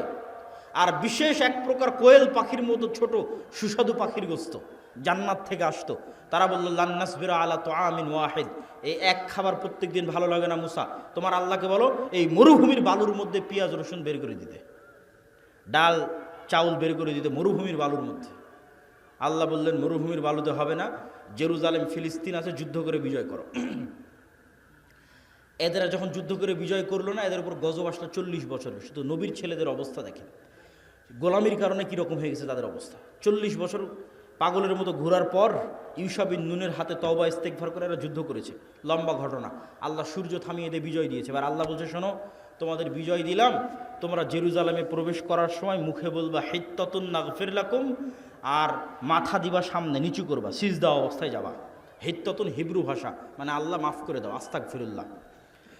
এরা কি করলো, ঢোকার সময় পিছন আগে দিল, মুখে বলল হিনতাতুন, গমের দানা। কোরআনে এগুলো বর্ণনা করা আছে, কোরআন থেকে বলতেছেন। কি অবস্থা দেখেন নবীর ছেলেদের। এই ধোকাবাজি, এই 2 নম্বরই কোথায় শিখলো? ফেরাউনের গোলামি করতে গিয়ে ধোকাবাজি 2 নম্বরই শিখেছে। তাহলে ধোকাবাজি 2 নম্বরই, ছল চাতুরি, গোলামির স্বভাব। স্বাধীন আত্মমর্যাদা সম্পন্ন মানুষ 2 নম্বরই রাস্তা জানে না। স্বাধীন আত্মমর্যাদা সম্পন্ন মানুষ মিথ্যা জানে না। স্বাধীন আত্মমর্যাদা সম্পন্ন মানুষ দুর্নীতি জানে না। আব্দুল মুত্তালেব কাফের মুশরিক, আবু তালেব কাফের মুশরিক। ইতিহাস খুঁজে দেন যে আব্দুল মুত্তালেব দুর্নীতিগ্রস্ত। ইতিহাস খুঁজে নিয়ে আসেন, ইতিহাস খুঁজে নিয়ে আসেন। মুহাম্মদ সাল্লাল্লাহু আলাইহি ওয়াসাল্লামের চাচা আবু তালেব 2 নম্বর মিথ্যুক। কঠিন আছে, খুঁজে নিয়ে আসা কঠিন আছে। কেন আব্দুল মুত্তালেব, আবু তালেব এরা কাফের মুশরিক হলো ইসমাইলের সন্তান। বানু ইসরাইল ইসহাকের সন্তান, ইব্রাহিমের এক ছেলে ইসহাকের সন্তান, আর এরা ইব্রাহিমের আরেক ছেলে ইসমাইলের সন্তান। আল্লাহর দয়ায় ইসমাইলের ছেলেরা কোনোদিন কারো গোলাম ছিল না। কেন গোলাম ছিল না? আরে মক্কাতে না আছে পানি, না আছে নদী, না আছে সমুদ্র, না আছে ফল ফসল, কি আছে মক্কায় যে কে এসে মক্কা দখল করবে? কেউ মক্কা দখল করেনি। আব্রাহা একবার চেয়েছিল যে এখানে কেন মানুষ ইবাদত করতে যায়, আমি ইয়েমেনে ইবাদতের ঘর তৈরি করব, আমার এখানে ইবাদত করতে আসবে। তো ওখানে মানুষ ইবাদত করতে যায়নি, তো কাবা ঘর ভাঙতে গেছিল আব্রাহা, একবারই। তা বাদে কেউ ইসমাইলের সন্তানদেরকে কেউ গোলাম বানায়নি। এই জন্য ইসমাইলের সন্তানেরা অধিকাংশই, 2-1 জনের কথা বলা যাবে না, অধিকাংশই জন্মগত মিথ্যা ধোঁকা জানতো না। তাহলে কি দাঁড়ালো বানু ইসরাইলের সামারি আর মুহাম্মদ সাল্লাল্লাহু আলাইহি ওয়াসাল্লামের বাপ দাদা আর বানু ইসমাইল, ইসমাইলের সন্তানের সামারি? যে গোলামি করে, গোলামি থেকে কি স্বভাব আসে? দুর্নীতি, 2 নম্বরই, ধোঁকাবাজি, মিথ্যা। আর যে নেতা, যে নেতৃত্ব দিবে, সে মিথ্যা জানে না, সে দুর্নীতি জানে না, সে 2 নম্বরই জানে না, সে ধোঁকাবাজি জানে না। এবার চলে আসেন আমাদের কাছে। ব্রিটিশেরা দেখলো, আমেরিকা দেখলো যে মুসলমানেরা যদি একবার সত্য বলা শিখে যায়, মুসলমানেরা যদি একবার ন্যায় প্রতিষ্ঠা করা শিখে যায়, তাহলে তো পৃথিবীতে আমাদের থাকার জায়গা হবে না। তাহলে মুসলমানদের এমন সিস্টেমের মধ্যে ফেলে দাও যেন ওরা কোনোদিন সত্য বলা শিখতেই না পারে। মুসলমানদের একটা নেতাও যেন সত্যবাদী, ন্যায়পরায়ণ না হয়। তাহলে কি দিতে হবে? গণতন্ত্র। কেমনে গণতন্ত্র? কেমনে গোলাম তৈরি করে? গণতন্ত্র এমন এক সিস্টেম যেখানে এক দলের নেতা আর এক দলের নেতার বিরুদ্ধে বলবে তো বলবেই, একই আসনের মনোনয়ন প্রার্থী একই দলের, আর বাকি মনোনয়ন প্রার্থীগুলোর বিরুদ্ধে যদি 2 নম্বরই না করে, মিথ্যা না বলে, টাকা পয়সার লেনদেন না করে, লিয়াজু লবি মেনটেন না করে, তাহলে মনোনয়নই নিয়ে আসতে পারবে না। বাস্তব মাঠের পরীক্ষা। আর ইশতেহারে দল নিজেও জানে বাস্তবায়ন করতে পারবে না, মিথ্যা ওয়াদা দিবে। মিথ্যা না বলা শিখলে ভোট পাবে না। আর যারা ভোটার, সেও মিথ্যা ওয়াদা দিবে। যত এমপি প্রার্থী আসবে, হ্যাঁ ভাই আপনাকে ভোট দেব, 500-1000 টাকা, 500-1000 টাকা, হ্যাঁ আপনাকে ভোট দেব। ভোটারও মিথ্যুক, এমপিও মিথ্যুক, মনোনয়ন প্রার্থীও মিথ্যুক, এবং সবাই লিয়াজু লবি, 2 নম্বরই রাস্তা, ধোঁকাবাজি, এগুলো একদম ভোটের দিন পর্যন্ত যদি না করে, ও জিতেও আসতে পারবে না। তাহলে এই গণতান্ত্রিক পদ্ধতিতে 300 এমপি নির্বাচিত হয়ে গেল। এখন বানু ইসমাইল আর বানু ইসরাইলের এই যে আগের ফরম্যাট আপনাকে দিয়ে দিলাম, এই ফরম্যাট অনুযায়ী আপনি বলেন যে এই 300 এমপি নেতা না গোলাম? একটু জোরে বলতে হবে, নেতা না গোলাম? গোলাম। এইটা যদি একবার বুঝে গেছেন, তাহলে বুঝে গেছেন যে মুসলমানদের সমস্যা কোথায়, মুসলমানদের কাজ কি। এবার তো নেতাদের অনেক দোষ ত্রুটি বললাম, এবার একটু আমাদের দোষ ত্রুটি খুঁজি। আমরা কেমনে বুঝবো যে আমি ন্যায়পরায়ণ আছি কিনা, আমি নেতা হতে পারবো কিনা, আমি সত্যবাদী কিনা? দেখেন, দেশ ঠিক করতে ওসি, ডিসি, এসপি, মন্ত্রী, সচিবালয়ে যারা থাকে এরাই আসল। ক্ষমতায় ডক্টর ইউনূস 2 বছরের জন্য, আগের সরকার 16 বছরের জন্য, নতুন যারা আসবে 5 বছরের জন্য। কিন্তু এই আর্মি, পুলিশ, কোর্ট, জজ, সচিবালয়ে যারা আছে এদের কারো চাকরি যায়নি, এরাই থাকবে। তো এরা যদি বলে যে আমরা আজ থেকে দুর্নীতি করব না, আজ থেকে সত্যবাদী, আজ থেকে ন্যায়পরায়ণ, তো দেশে তো 80% ইসলাম কায়েম হয়ে যাবে। ইসলাম কায়েম হওয়া মানে কি, এটাও বুঝতে হবে। ইসলাম কায়েম হওয়া মানে, যদি মনে করেন সবাই 5 ওয়াক্ত সালাত আদায়কারী হবে, ঠিক আছে, সমস্যা নেই। যদি মনে করেন সবাই পর্দা করবে, ঠিক আছে, সমস্যা নেই। কিন্তু কল্পনা করেন যে আজকে গাইবান্ধার শতভাগ মানুষ আজ থেকে 5 ওয়াক্ত সালাত আদায় করতেছে, আর গাইবান্ধার আজকে সব নারী পর্দা করতেছে, কিন্তু এদের অধিকাংশই এখনও 2 নম্বরই করতেছে, মিথ্যা বলতেছে, অন্যের সম্পদ দখল করে নিচ্ছে, দুর্নীতি করতেছে। তাহলে এখানে ইসলাম কায়েম হয়েছে? ইসলাম কায়েম হয়নি। এবার আপনি বুঝবেন কেন বললাম ওসি, ডিসি, এসপি এরা যদি আজ থেকে শতভাগ সৎ হয়ে যায়, তাহলে 80% ইসলাম কায়েম হয়ে যাবে। শুধু কি তাই, এই ওসি, ডিসি, এসপি, মিনিস্টার, সচিবালয় যারা আছে এরা আল্লাহকে ধোঁকা দিতে চায়, মানুষকে ধোঁকা দিতে চায়। 2 নম্বরই উপায়ে টাকা ইনকাম করে সেই টাকা দিয়ে হজ করে পাপ ক্ষমা করতে চায়। নাউজুবিল্লাহ। এই পাগলদেরকে কে বুঝাবে যে তুমি যে অবৈধ টাকা দিয়ে হজ করছো, ওটা তো কবুল হয়নি, কোনো সমস্যা নাই। তোমার মনের স্বাদ যে তুমি হজ করবা, তোমার মনের স্বাদ যে তুমি একটু মসজিদ কমিটির মেম্বার হবা, টাকা পয়সা দিবা, দান করবা, তো তুমি দান করে জানে কি পাবা, হজ করে জানে কি পাবা, তার চেয়ে তো সিক্রেট তোমার কাছেই আছে, এর চেয়ে বেশি নেকি পাওয়ার। সেটা কি? রাসূল সাল্লাল্লাহু আলাইহি সাল্লাম বলছেন, সাবআতু ইউদিল্লুহুমুল্লাহ ইয়াউমা লা দিল্লা ইল্লা দিল্লুহ, ইমামুন আদিল, যে 7 শ্রেণীর মানুষকে আল্লাহ বিশেষ ছায়া দিবে। তার 1 নম্বরে তাহাজ্জুদ গুজারকে অতিক্রম করে 1 নম্বরে চলে গেছে, দানবীরকে অতিক্রম করে 1 নম্বরে চলে গেছে, যে ওসি তার পদে বসে কিন্তু চুল পরিমাণ অন্যায় করে না, মিথ্যা বলে না। আল্লাহু আকবার। যে ডিসি, যে এসপি, যে প্রিন্সিপাল তার পদে বসে কিন্তু চুল পরিমাণ অন্যায় করে না, মিথ্যা বলে না, এটা 1 নম্বরে চলে গেছে, ইমামুন আদিল। তাহলে তুমি অন্যায় উপায়ে সুদ ঘুষ নিয়ে টাকা ইনকাম করে হজ দান করতে চাচ্ছ, এটা তো চরম বোকামি। তুমি যেখানে দায়িত্ব পালন করছো ওখানে সত্যবাদিতার ন্যায়ের সাথে দায়িত্ব পালন করো, ওটাই ইবাদত। এবার আপনাদেরকে বলি, আপনি আপনার একটা উদাহরণ, আপনার বোনকে আপনার পিতার সম্পত্তিতে ন্যায়ের সাথে সম্পত্তি বুঝিয়ে দিয়েছেন কিনা? যদি হ্যাঁ হয় তাহলে আপনার নেতা হওয়ার সম্ভাবনা আছে, যদি না হয় তাহলে আপনার মধ্যে বনু ইসরাইলের গোলামির স্বভাব বিরাজ করতেছে, আপনি গোলাম, আপনার পরবর্তী 14 প্রজন্ম গোলাম। নেতা হতে চাইলে আগে নিজেকে ন্যায়পরায়ণ হতে হবে, যে না, আমার বাবা যা জমি দিয়ে গেছে আমি আজকেই ন্যায়ের ভিত্তিতে আমার বোন যা পায় সেটা আমি বুঝিয়ে দেব। আমি কি আমার স্ত্রীর সাথে ন্যায় করি, আমি কি আমার বাপ মায়ের সাথে ন্যায় করি, আমি কি আমার ছেলে মেয়ের সাথে ন্যায় করি। এইভাবে যখন ন্যায় প্রতিষ্ঠার চ্যালেঞ্জে আন্দোলন তৈরি হবে যে আমরা ন্যায় প্রতিষ্ঠা করব সমাজের রুট লেভেল থেকে টপ লেভেল পর্যন্ত, এমনি রাষ্ট্রে ইসলাম কায়েম হয়ে যাবে, 80% ইসলাম কায়েম হয়ে যাবে, এবং এরাই নেতা হবে। এখান থেকে নেতৃত্বের শুরু হবে। উসমান হাদি, যাকে গুলি করে হত্যা করা হয়েছে, সে নির্বাচিত কোনো এমপিও নয়, সে বড় কোনো দলের নেতাও নয়, তার কোনো লাখ লাখ কর্মী বাহিনীও নাই, তাহলে তাকে গুলি করে হত্যা করা হলো কেন? এইটার ক্ষমতা, এটা দেখে আপনি বুঝবেন যে সত্যবাদিতার ন্যায়পরায়ণতার ক্ষমতা কি। সত্যবাদিতা এবং ন্যায়পরায়ণতা থাকলে মানুষ যে আসল নেতা হয়, মানুষ যে প্রকৃত নেতা হয়, তার প্রমাণ হচ্ছে উসমান হাদি। এই রকম যুবক লাগবে। আজকের বক্তব্যে যতগুলো পয়েন্ট তুলে ধরেছি, একটা একটা করে পয়েন্ট আপনারা মিলান। 1 নাম্বার, যার ঈমান বিল গায়বে ইয়াকিন আছে। 2 নাম্বার, যার শতভাগ তাওহীদ আছে। 3 নাম্বার, যে টাকা পয়সায় গরিব ফকির নয়, ব্যবসায়ী। 4 নাম্বার, যে জ্ঞানে ভালো জ্ঞান, উচ্চ ডিগ্রি জ্ঞান অর্জন করে এসেছে। 5 নাম্বার, যে সত্যবাদী ন্যায়পরায়ণ, জ্ঞানকে বিক্রি করে না, টাকাকে অন্যায় উপায়ে লাগায় না। এই রকম যদি 500 যুবকও তৈরি হয়, তাহলে এই 500 যুবকই বিপ্লব তৈরি করে ফেলতে পারবে, শুধু বাংলাদেশে নয়, সারা পৃথিবীতে। ইনশাআল্লাহ বলেন ইনশাআল্লাহ।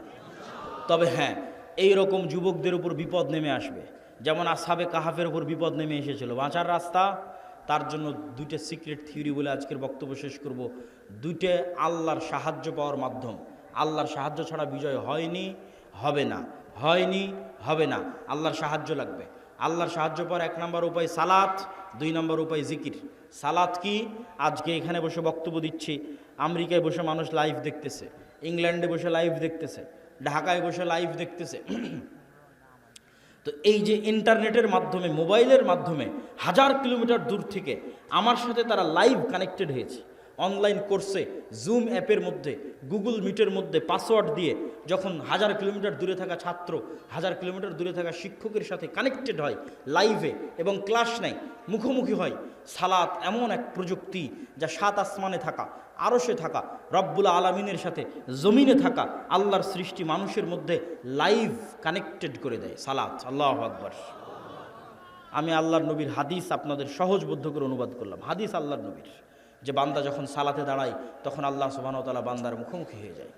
বান্দার চোখ যখন সিজদার দিকে থাকে, কলব যখন কানেক্টেড থাকে, তখন বান্দার সাথে আল্লাহ সুবহানাহু ওয়া তাআলা মুখোমুখি। এই সালাত আমার এবং আপনার বাঁচার রাস্তা। সালাত ছাড়া বাঁচার রাস্তা নেই। সালাত নাই, আল্লাহর গন্তির মধ্যে নাই, আল্লাহর কাউন্টের মধ্যে নাই, আল্লাহর খাতার মধ্যে নাই, আল্লাহর গণনার মধ্যে নাই। কে আপনি? আল্লাহ সুবহানাহু ওয়া তাআলা আপনাকে চেনে না। আপনি কিসের তাকবীর দেন, কিসের মিছিল মিটিং করেন, কিসের ভোট দেন, আল্লাহ সুবহানাহু ওয়া তাআলার গণনার মধ্যে আপনি নাই। তখনই গন্তির মধ্যে ঢুকবেন যখন আপনি 5 ওয়াক্ত সালাতে উপস্থিত হবেন। 5 ওয়াক্ত সালাত ছাড়া মুসলমানের বাঁচার কোনো রাস্তা নাই। সকল বিপদে আপদে মুসলমানের আসমানি মদদের দরকার, আসমানি সহযোগিতার দরকার। এই জন্য সূর্যগ্রহণে সালাত, চন্দ্রগ্রহণে সালাত, বৃষ্টি নাই সালাত, যে কোনো বিপদ আপদে সালাত। কেন? এটা একটা টেকনোলজি, এটা একটা প্রযুক্তি যা দিয়ে জমিনে থেকে 7 আসমানে থাকা রব্বুল আলামিনের সাথে লাইভ কানেক্টেড হওয়া যায়। সম্মানিত বুঝি, 2 নম্বর জিকির। জিকির কেন পাওয়ারফুল এটা বলে আজকের বক্তব্য শেষ করে দেব, উঠিয়েন না, খুব গুরুত্বপূর্ণ। সব শেষ পয়েন্ট কিন্তু সবচেয়ে গুরুত্বপূর্ণ। জিকির কেন পাওয়ারফুল? সাউন্ড এবং শব্দ পাওয়ারফুল, এইটা আমরা বুঝি না। আজকের আধুনিক সভ্যতা টিকে আছে ইন্টারনেটের উপর। এই ইন্টারনেট টিকে আছে কিসের উপর? আলোর মধ্যে দিয়ে ডাটা ট্রান্সফার হয়, এটার উপর আমি কথা বলতেছি। এটা আলোর মধ্যে দিয়ে মোবাইল হয়ে, নেটওয়ার্ক হয়ে, টাওয়ার হয়ে চলে যাচ্ছে আমেরিকাতে। আলোর মধ্যে দিয়ে, আলোর মধ্যে দিয়ে আমার ভিডিও চলে যাচ্ছে, আলোর মধ্যে ডাটা ট্রান্সফার হয়। এটার উপর আজকের সভ্যতা দাঁড়িয়ে আছে। আর পৃথিবীর সবচেয়ে উন্নত প্রযুক্তির সভ্যতা হচ্ছে শব্দভিত্তিক, আওয়াজ ভিত্তিক, যেটার জ্ঞান আজকের বিজ্ঞানীদের নাই। কিছু জ্ঞান সুলাইমান আলাইহিস সালামের ছিল। সেটা কি? আজকে এখানে যদি কোনো চাইনিজ বসে থাকে, ও শুধু আমার আওয়াজই শুনতে পাবে। আওয়াজ কি বলছে, আওয়াজ, শব্দ। এখানে যদি এখন একটা চাইনিজ বসে বক্তব্য দেয়, তাহলে আপনি খালি আওয়াজ শুনতে পাবেন, কিছু বুঝতে পারবেন না। তাহলে আমি আলটিমেটলি একটা আওয়াজ উচ্চারণ করতেছি, যেটা আপনি বুঝেন, কিন্তু আরেকজনের কাছে এটা শুধুই আওয়াজ, আর কিছু না। তাহলে ওই পাখি, ওই গরু, ওই ছাগল, এই পিঁপড়া অবশ্যই আওয়াজের একটা ফরম্যাট আছে, যে ফরম্যাট উচ্চারণ করলেও বুঝবে। আওয়াজের একটা ফরম্যাট আমি এখন উচ্চারণ করছি, আপনি বুঝতেছেন। আর একটা ফরম্যাট কি? মাই নেম ইজ আব্দুল্লাহ, এটা আরেকটা ফরম্যাট আওয়াজের। আর একটা ফরম্যাট কি? আনা আব্দুল্লাহ, এটা আরেকটা ফরম্যাট, শুধু আওয়াজ। ফরম্যাট চেঞ্জ হচ্ছে, আরবি, বাংলা, ইংরেজি, এইরকমই একটা ফরম্যাট চেঞ্জ হবে। তাহলে পিঁপড়া যে উঠতে হাঁটতেছে, ওই যে মশা বসে আছে, ও বুঝবে যেটা কি আওয়াজ দিল রে। মশা তুমি উড়ো, তো ও বুঝতে পারবে, উড়ে চলে যাবে। ওই আওয়াজটা আমি জানি না, এই আওয়াজটা সুলাইমান আলাইহিস সালাম জানতেন, আল্লাহ দিয়েছিলেন। তাহলে আওয়াজ সবচেয়ে টপ লেভেলের প্রযুক্তি, যার উপর দিয়ে প্রযুক্তি হয় না। একটা উদাহরণ বলি। সুলাইমান আলাইহিস সালাম বললেন, রানী বিলকিসের সিংহাসনকে নিয়ে আসতে হবে। ইফরিত নামক জিন বলল, আমি নিয়ে আসবো, আপনি এখানে বসে আছেন, বসা থেকে উঠার পূর্বে নিয়ে আসবো। সুলাইমান আলাইহিস সালামের পছন্দ হয়নি। আল্লাযী ইনদাহু ইলমুম মিনাল কিতাব, সে বলল, আরেকজন বলল, চোখের পলক পড়ার পূর্বে নিয়ে আসবো। তো ওর বর্ণনা দিতে গিয়ে আল্লাহ কোরআনে বলছে, যার কাছে কিতাবের জ্ঞান আছে সে বলল, সে মানুষ কি জিন আল্লাহ ভালো জানে। আল্লাহ বলছেন, যার কাছে কিতাবের জ্ঞান আছে সে বলল, চোখের পলক পড়ার পূর্বে সিংহাসন আপনার সামনে উপস্থিত হবে। তাহলে ইফরিত নামক জিন গায়ের জোরে সিংহাসন নিয়ে আসতে চেয়েছে। আর যে বলল, যার কাছে কিতাবের জ্ঞান আছে, এখন জ্ঞানের জোরে সিংহাসন নিয়ে আসবে। এ আবার কি জ্ঞান? কোরআনের ধারা বিবরণী তাই বলছে, জ্ঞানের জোরে। অনেক মুফাসসির লিখেছেন যে তার কাছে লাউহে মাহফুজের বিশেষ জিকির, সাউন্ড, আল্লাহর বিশেষ জিকিরের জ্ঞান তার ছিল, যে জিকির উচ্চারণের মাধ্যমে চোখের পলকে রানী বিলকিসের সিংহাসন সুলাইমান আলাইহিস সালাতু ওয়াস সালামের দরবারে উপস্থিত হয়ে গেছে। জিকির যে পাওয়ারফুল, শব্দ যে পাওয়ারফুল, তার আরও 3টে উদাহরণ দেন। আল্লাহ আসমান জমিন সব কিছু ধ্বংস করে কিয়ামত কায়েম করবে ইসরাফিলের বাঁশির আওয়াজে, শব্দ দিয়ে। শব্দ সব চূর্ণ বিচূর্ণ হয়ে যাবে। সব মানুষ মরে গেছে, ফেরেশতা মরে গেছে, সব শেষ। এবার নতুন করে সবাইকে জীবিত করা হবে। তখন ওই ইসরাফিলকে তৈরি করে ইসরাফিলের বাঁশির আওয়াজ দিয়ে সবকে কবর থেকে উঠানো হবে। আওয়াজ, সাউন্ড। 3 নম্বর দলিল, যেটিতে বক্তব্য শেষ করে দেবো, আল্লাহ সুবহানাহু ওয়া তাআলা বলছেন ইউসাব্বিহু লিল্লাহি মা ফিস সামাওয়াতি ওয়া মা ফিল আরজ।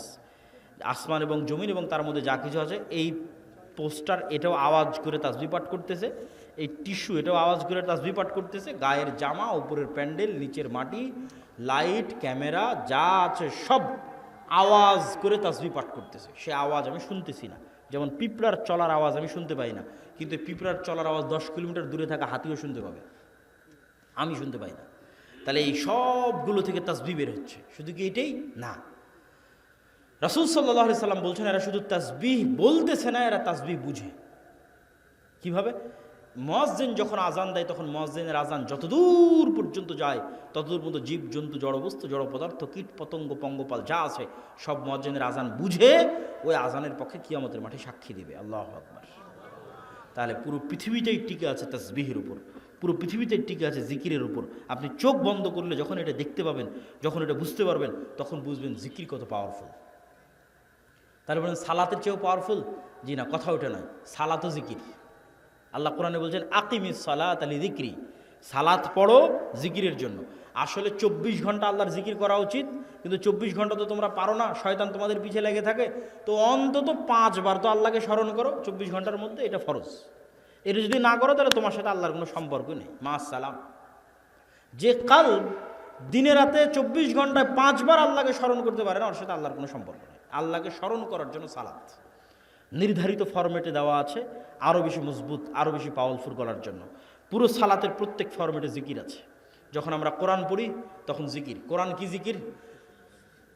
যদি বুঝেন যে আল্লাহর আওয়াজ, আল্লাহর সাউন্ড, যদি বুঝেন আওয়াজ এবং সাউন্ড পাওয়ারফুল, তাহলে একটু কল্পনা করেন কোরআন এটা কার আওয়াজ, এটা কার সাউন্ড?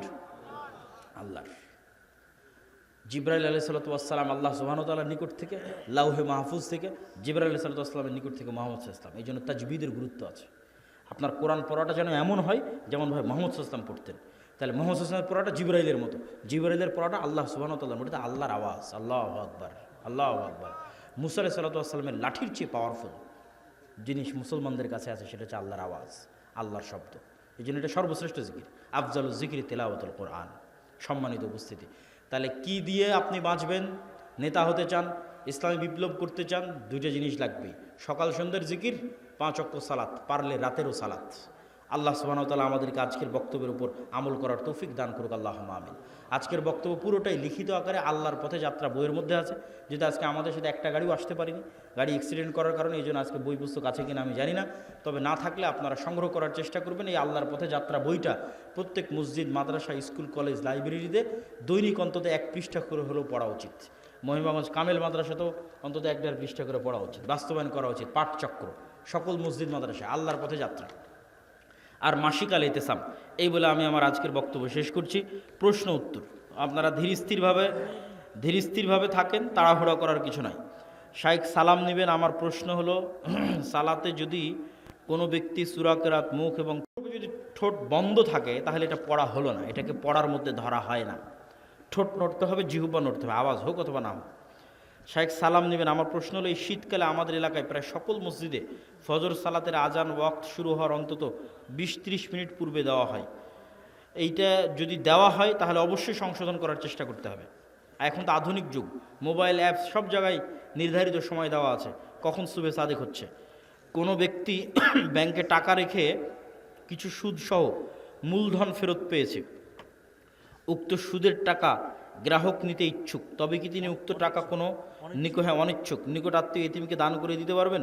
মানুষকে দিয়েন না, জনকল্যাণমূলক কাজে নেকির আশা ছাড়া ব্যয় করে দেন। সেটা যেমন ব্রিজ, কালভার্ট, টয়লেট, বাড়িঘর, এগুলো খাওয়ার মধ্যে দিয়েন না।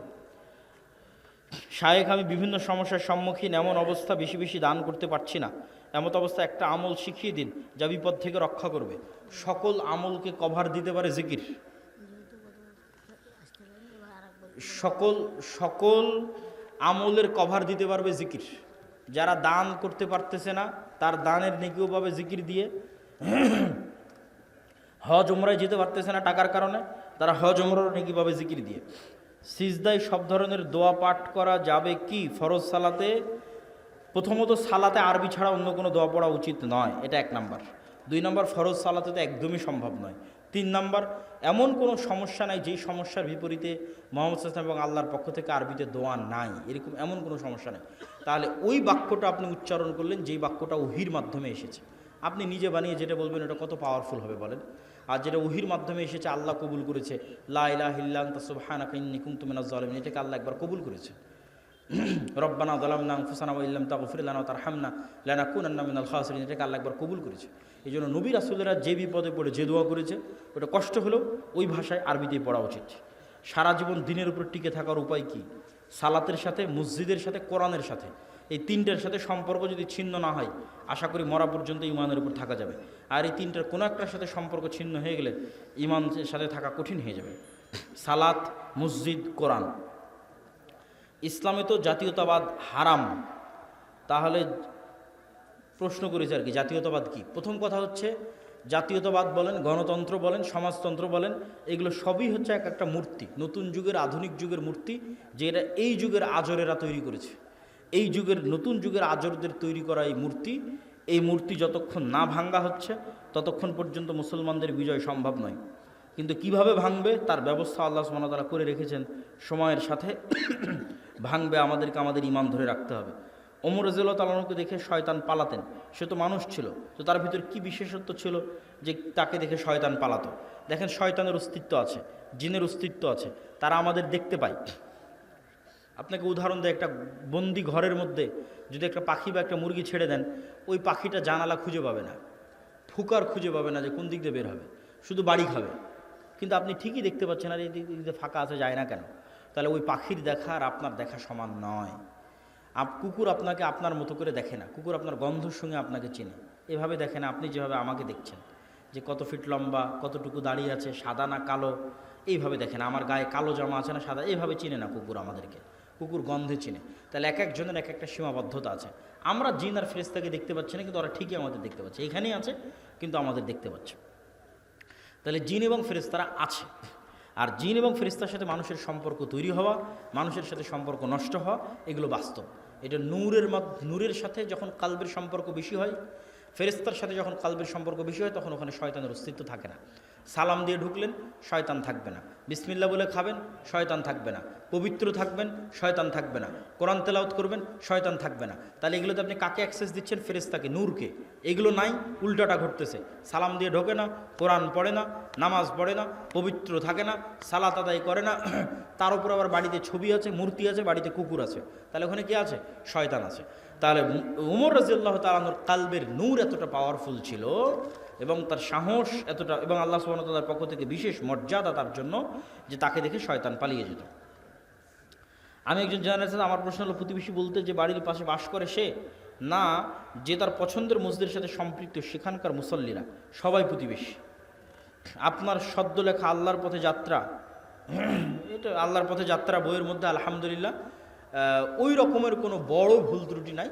কিছু হয়তো হাদিসের নাম্বার বা ইত্যাদি সংলগ্ন কিছু থাকতে পারে, তো সেগুলো আমাদের কিছু সংশোধনী চলতেছে, বাট মৌলিক আলোচনায় কোনো ভুল ত্রুটি নাই। কী জন্য? এই বইটা সরাসরি সালাফে সালেহিনদের বইয়ের সারমর্ম। মানুষ হয়তো পড়ে মনে করবে যে আমি আমার ব্রেন থেকে বইটা বের করলাম কিনা, না, এরকম কিছু না। এই বইয়ের মধ্যে কোন কোন বইয়ের সারমর্ম আছে বলে দিই। বিশেষ করে আল্লামা ইবনুল কাইয়িম রাহিমাহুল্লাহর বলা যায় 4-5টা বইয়ের সারমর্ম আছে। আদ-দা ওয়াদ দাওয়া, আল ওয়াবিলুস সাইয়্যিব, ঠিক আছে। জিকিরের উপর ইবনুল কাইয়িম রাহিমাহুল্লাহর যে বই, অন্তরের সুস্থতা অসুস্থতার উপর তার যে বই, তাকদীরের উপর তার যে বই শিফাউল আলিল, এই বইগুলোর সারমর্ম আছে। ঠিক আকীদার উপর যে বইগুলো আরবিতে লেখা হয়েছে, কিতাবুত তাওহীদ, কিতাবুত তাওহীদের সারমর্ম আছে। আল্লাহর নামের ব্যাখ্যা ইবনুল কাইয়িম রাহিমাহুল্লাহ যা যা লিখেছেন সেগুলোর সারমর্ম আছে। তারপরে শেখ সালেহ আল উসাইমিন তিনি আল্লাহর নামের উপর যে বই লিখেছেন সেটার সারমর্ম আছে। তারপরে ইমাম গাজ্জালির ইহিয়া উলুমউদ্দিন, সেই ইহিয়া উলুমউদ্দিন বইয়ের সারমর্ম আছে। এরকম সালাফে সালিহিনের লেখা বিভিন্ন বইয়ের সারমর্ম এই বইয়ের মধ্যে আছে। এটা আমার নিজের পক্ষ থেকে লেখা নয়, মানে সরাসরি আমার নিজের আবিষ্কার এরকম নয়। মুসলিম কি অন্য ধর্মের লোককে বিয়ে করতে পারবে যদি আহলে কিতাব হয় এবং মুশরিক না হয়? আজকের যুগের আহলে কিতাবেরা বেশিরভাগই মুশরিক। এই জন্য আজকের যুগের আহলে কিতাবদের সাথে বিবাহকে সকল আলেম ওলামার মতো জায়েজ নয়, বেশিরভাগ মুশরিক হওয়ার কারণে। তবে কোনো আহলে কিতাব যদি পাওয়া যায় সে আহলে কিতাব মুশরিক নয়, তাহলে বিবাহ করা যেতে পারে। আর মুসলমানদের সাথে তো যাবেই, বাকি মুশরিকদের সাথে কোনো মতেই যাবে না।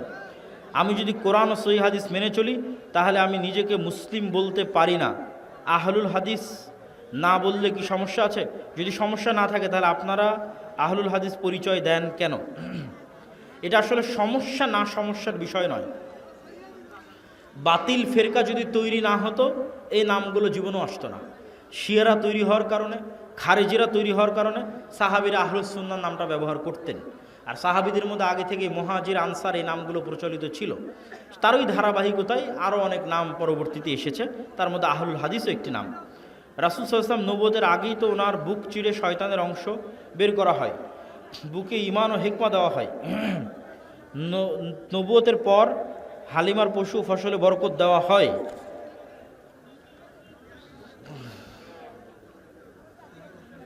পাগল কি প্রশ্ন করেছে? আল্লাহ সুবহানাহু ওয়া তাআলা যাকে ইচ্ছা সঠিক পথের দাওয়াত দেন।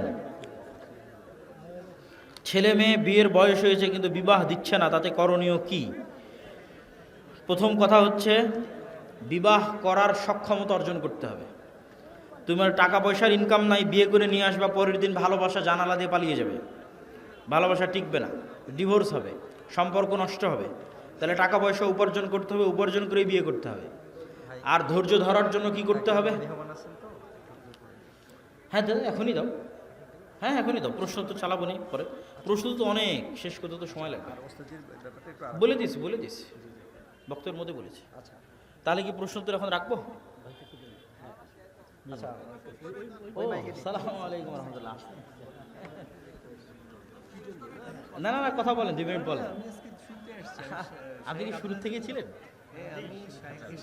আচ্ছা যাও না, উনি রাস্তায় অ্যাক্সিডেন্ট করেছে এখানে মোকামতলা।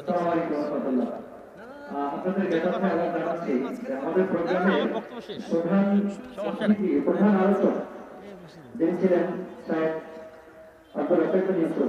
তিনি আসার জন্য অলরেডি আমাদের মোকান্তরে পর্যন্ত আসছিলেন। আব্দুল্লাহ ভাইয়ের বক্তৃতা যেটা শুনলেন, তিনি মোকান্তরে এসে একটা বড় ধরনের অ্যাক্সিডেন্ট করেছেন।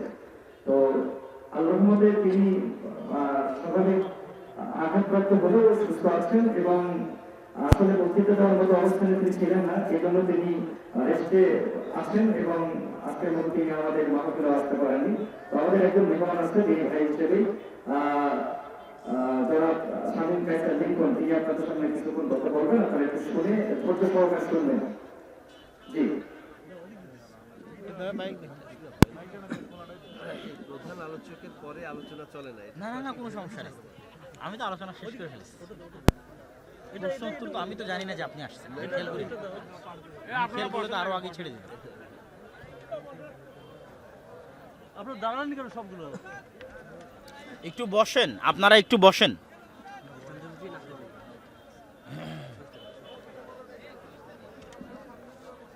আসসালামু আলাইকুম ওয়া রাহমাতুল্লাহি ওয়া বারাকাতুহু। আলহামদুলিল্লাহি রাব্বিল আলামিন, লাহুল হামদুল হাসান ওয়াস সালাতুল জামিল ওয়া আশহাদু আন লা ইলাহা ইল্লাল্লাহু ওয়াহদাহু লা শারীকা লাহু ইয়াকুলুল হাক্কা ওয়া হুয়া ইয়াহদিস সাবিল ওয়া আশহাদু আন্না সাইয়্যিদানা ওয়া নাবিyyana ওয়া হাবিবানা ওয়া হাবিবা রাব্বিনা মুহাম্মাদান সাল্লাল্লাহু আলাইহি ওয়া সাল্লাম আবদুহু ওয়া রাসূলুহু সাল্লাল্লাহু তাআলা আলাইহি وعلى آله وأصحابه والتابعين لهم بإحسان إلى يوم الدين أما بعد الحمد لله যাবতীয় প্রশংসা মহান আল্লাহ রাব্বুল আলামিনের অগণিত দরুদ ও সালাম প্রিয় মুহাম্মদ রাসূলুল্লাহ সাল্লাল্লাহু আলাইহি ওয়াসাল্লাম আল্লাহুম্মা সাল্লি আলাইহি আল্লাহুম্মা বারিক আলাইহি।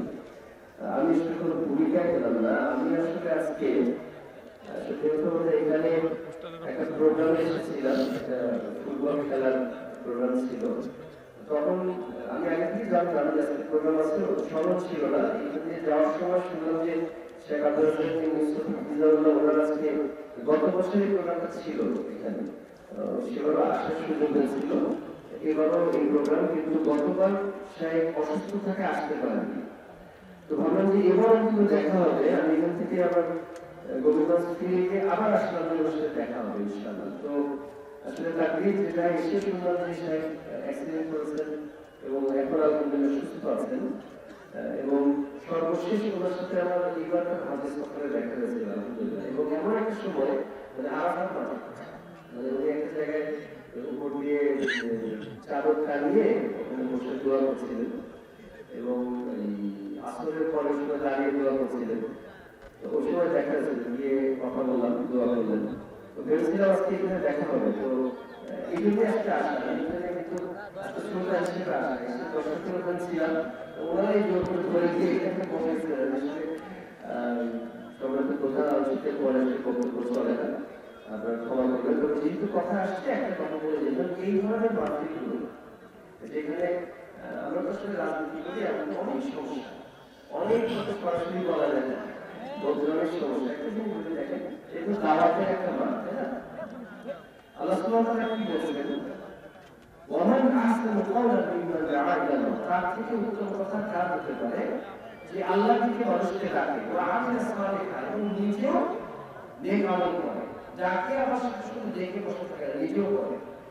এরপরে স্বাভাবিক গতিতে কি কথা আসা কথা যে আল্লাহ থেকে মানুষকে ডাকে, নিজেও নেক আমল করে, সে সফল কাম হবে, তার আমল কবুল করা হবে।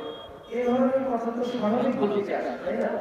আল্লাহ সুবহানাহু ওয়া তাআলা এই কথা বলেন না, উনি বলেন ওয়াকালা ইন্নানি মিনাল মুসলিমিন, এবং সে বলে আমি মুসলিমদের অন্তর্ভুক্ত। আচ্ছা বলে তো ভাই যে আল্লাহ থেকে মানুষকে ডাকে, নিজেও নেক আমল করে, তাকে বলা লাগে আমি মুসলিম, বলা লাগে মুসলিম জন্যই ডাকে, তাই না?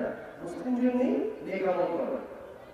আল্লাহ সুবহানাহু ওয়া তাআলা কোনো কিছু কিন্তু লাগবে ফিজুল, মানে অনর্থক বলেন না। আল্লাহ সুবহানাহু ওয়া তাআলা অন্য আয়াতে বলছেন, যেটা আমাদের আজকের প্রধান আলোচক ছিলেন শেখ আব্দুল রাজ্জাক ইউসুফ হাফিজাহুল্লাহ, উনিও বলেন বিভিন্ন মাহফিলে যে ইয়া আইয়ুহাল্লাযীনা আমানু, ওহে যারা আমার দলের লোক, মানে আতিউল্লাহ, আমার দল থেকে বলতেছি, দলের কথা কিন্তু বলতে এটা বলে দিলাম, যারা ঈমান আনে তারা আল্লাহর দলের লোক, তাই না? আতিউল্লাহ, আল্লাহ নিঃশর্ত আনুগত্য করো, ওয়া আতিউর রাসূলা, এবং আল্লাহ রাসূলের নিঃশর্ত আনুগত্য করো।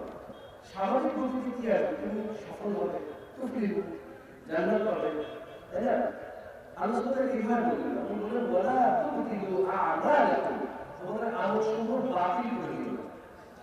আল্লাহর আনুগত্য করো, রাসূলের আনুগত্য করো, বাতিল করে দেওয়ার কথাটা একটু কেমন না? বুঝা যাচ্ছে যে আমলে আল্লাহ এবং আল্লাহর রাসূলের আনুগত্য টিকে না, সে আমলটা বাতিল। বিষয় হলো রাসূল সাল্লাল্লাহু আলাইহি ওয়াসাল্লাম বলেছেন মান আমিলা আমালান, এর একটা আমল করবে লাইসা আলাইহি আমরুনা, তার উপর আমাদের অনুমোদন ছিল, আমাদের কি আমাকে হোয়াটসঅ্যাপে নক আদেশ নেই, এখন একটা আমল ভাই 5 ভাবে প্রচলিত ভাবে করা যায়। দুইটা প্রচলিত সিস্টেম, সমস্ত ইখতিলাফ ফিকহি সব সিস্টেম ঘুরে ফিরে দেখা গেল এই দুইটা কোরআন সুন্নাহ অনুযায়ী চলে। বাকি যে তিনটা সিস্টেম, তার একটা আল্লাহ এবং আল্লাহ রাসূলের পুরো আনুগত্যই ঠিক আছে। চতুর্থ সিস্টেমটা আল্লাহর আনুগত্য ঠিক আছে, রাসূল সাল্লাল্লাহু আলাইহি ওয়াসাল্লামের আনুগত্য ঠিক আছে। পঞ্চম সিস্টেমটা আল্লাহর আনুগত্য ঠিক আছে, রাসূল সাল্লাল্লাহু আলাইহি ওয়াসাল্লামের। তাহলে বোঝা যাচ্ছে প্রথম দুইটা ঠিক আছে, বাকি তিনটা বাতিল। আমরা তো রাজনীতি করি, খুব বেশি বলা যাচ্ছে না। এখানে যে মহলটা বোঝা যাচ্ছে, সমাজটাকে ইশারায় কাটিয়ে একটা কথা বলে বুঝতে যাবে। আল্লাহ রাসূল সাল্লাল্লাহু আলাইহি ওয়াসাল্লাম যদি হায়াত যতদিন ছিল, সালাত ফিরানোর পরে একবার তার উরুর মধ্যে হাতটা এইভাবে বাড়ি করত প্রতি ওয়াক্তে, ওয়াল্লাহি আল্লাহর কসম, ওয়াল্লাহি আল্লাহর কসম, ওয়াল্লাহি আল্লাহর কসম, কিয়ামত পর্যন্ত সালাত ফিরানোর পরে এইভাবে বাড়ি দেওয়া পর্যন্ত সালাত কবুল হতো না। যদি সেটা ইবাদতের মধ্যে থাকে, খুব বেশি বলা যাচ্ছে না। কেন? আল্লাহ রাসূল করেছেন, আমরা কেন জানি না, উনি করেন। তো বুঝতে হবে আসতে থাকো, ইসলাম মানে আত্মসমর্পণ, সেখান থেকে মুসলিম মানে যে আত্মসমর্পণ করে। ওই যে বাকি তিনটা পদ্ধতি একটা আমলের, যেটাতে একটাতে আল্লাহ রাসূলের কারো অনুমতি থেকে না, আরেকটাতে একজনের থেকে আরেকজনের থেকে না, বাকি দুইটা থেকে। সেগুলোতে আমার খুব মজা লাগে। আমার মনে মানুষ অনেক ভালো দেয়, পকেটেও কিছু পাওয়া যায়। কিন্তু আমি ওই দুইটাকে নিয়ে বাকি দুইটাকে ছেড়ে দিলাম। মানুষ যতই আমাকে বাহবা দেয়, মানুষ যতই আমাকে খুবই আক্রান্ত রোগী সমৃদ্ধি বা আমাকে পকেটেও কিছু দেয়, কিন্তু আল্লাহ এবং আল্লাহর রাসূলের মাধ্যমে আমি আমার লাইব্রেরি এবং সাথে নিজে ওই দুইটা করলাম, কিছু আলেম ছেড়ে দিলাম। হতাশা হয়ে বা কোনো কারণে যারা জানে না ওখানে গেল, এরকম কি করা যায়? আল্লাহ সুবহানাহু ওয়া তাআলা আমাদেরকে জেনে বুঝে এটা কি ইফেক্টিভ হবে? সঠিক আমল করে মানে প্রচলিত বাতিল আমল থেকে ছেড়ে দেওয়ার তৌফিক দান করুন। আকুলু কওলি হাযা আস্তাগফিরুল্লাহ লি ওয়া লাকুম ওয়া লিসাইরিল মুসলিমিন ফাস্তাগফিরুহু ইন্নাহু হুয়াল গফুরুর রাহিম। আসসালামু আলাইকুম ওয়া রাহমাতুল্লাহি ওয়া বারাকাতুহু। এটা অ্যানাউন্স করে দাও। এই ওটা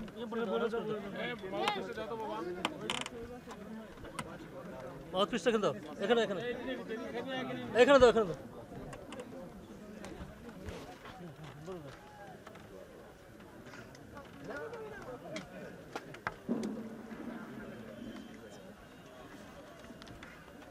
আসসালামু আলাইকুম ওয়া রাহমাতুল্লাহ। শায়েখ আব্দুর রাজ্জাক বিন ইউসুফ কর্তৃক পরিচালিত আজরামিয়া সালাফিয়া পরিমুক্ত প্রতিষ্ঠান মার্কাজুল উলুম সালাফিয়া মাদ্রাসা ও এতিমখানার উন্নয়ন করবে 18তম অধিবেশন প্রাক ইসলামী